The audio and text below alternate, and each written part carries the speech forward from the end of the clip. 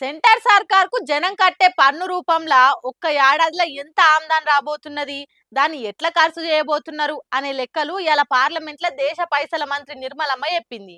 మరి ఎవరికి ఎంత ఇస్తున్నారు, దేనికి ఎంత ఖర్చు పెడుతున్నారు అనేది ఓసారి మనం కూడా తెలుసుకోవాలి కదా. ఆ లెక్కలేందో ఆ పద్దులేందో ఓసారి చూద్దాం రారి. ఆదాయం పన్నులు కట్టేటోళ్ళు జరంత చెవులు నిక్కిచ్చి మంచిగినుండ్రి. నిర్మలమ్మ చాలా మంది నోట్లే చక్కెర పోసినంత తీయటి ముచ్చట చెప్పింది.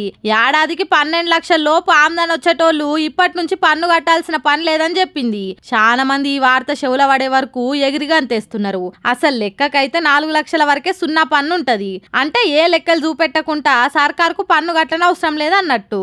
కానీ 4 లక్షల నుంచి 12 లక్షల నడుమ సర్కార్కు కట్టాల్సిన పన్ను పైసలు ఇన్సూరెన్స్ కోసమో, ఆడిపిల్లల పేరు మీద ఫిక్స్డ్ డిపాజిట్లు చేస్తేనో, ఇంటి లోన్లకు వాడుకున్నామని సర్కార్కు లెక్కలు చూపెడితే ఏ పన్ను కట్టనవసరం లేదన్నట్టు. రైలుకు క్రెడిట్ గ్యారంటీ కింద ఇచ్చే 3 లక్షల రూపాయలను 5 లక్షలకు పెంచిండ్రు. ఇక ఎప్పటి తీరుగానే ఎన్నికలుండే రాష్ట్రాలల్లా ఎక్కువ పైసలు ఖర్చు చేసినట్టు ఈసారి కూడా బీహార్ రాష్ట్రంలో ఎన్నికలు వరాల జల్లు కురిపిస్తారట.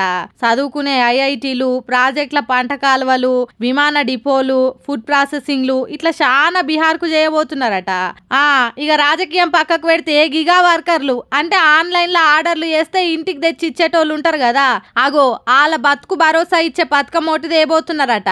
అంతేకాదు హోటళ్లలో, టిఫిన్ సెంటర్లలో వాడే కమర్షియల్ గ్యాస్ సిలిండర్ ధరను 7 రూపాయలు తగ్గించిండ్రు. ఈసారి ఎందుకో బడ్జెట్ తర్వాత స్టాక్ మార్కెట్లు సత్కిల పడ్డాయి.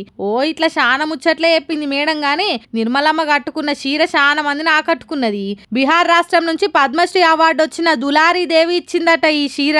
సరే బడ్జెట్ అయితే పెద్ద పెద్ద లెక్కలు చెప్పిండ్రు గాని చెప్పినట్టే ఖర్చు పెడతారా అనేది ముందు ముందు చూడాలి.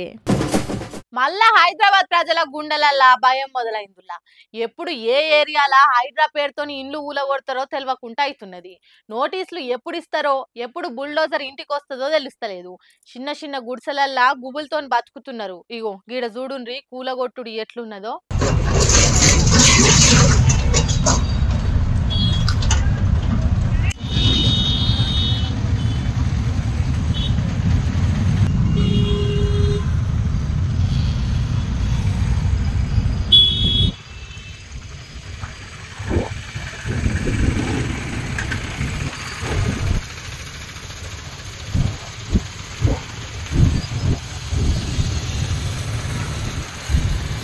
అయ్యయ్యో నీ హైడ్రా సల్లగుండా రోడ్డు పక్కకు బండి పెట్టుకొని బోండాలు అమ్మేటోళ్ళ బండిని కూడా కూలగొట్టింది కదా. చిన్న చిన్న దుకాణాలు పెట్టుకొని పూటెల్ల తీసుకుంటున్న బతుకులకు భరోసా ఏమి ఇవ్వకుండానే ఆగం చేస్తున్నారు. చెరువులు, కుంట్రలు ఆక్రమించి పెద్ద పెద్ద బిల్డింగ్లు, హాళ్లు కడితే కూలగొడితే మంచిదే గాని పాపం పూట పూట గండమయ్యగి చిన్న చిన్న బతుకులను రోడ్డు పాలు చేస్తే ఎట్లా? చారణ పెద్దోళ్ళ ఇండ్లు కూలగొట్టి బారణ ఎక్కువ పేదోళ్ళయే ఇల్లు కూలగొడుతున్నారు.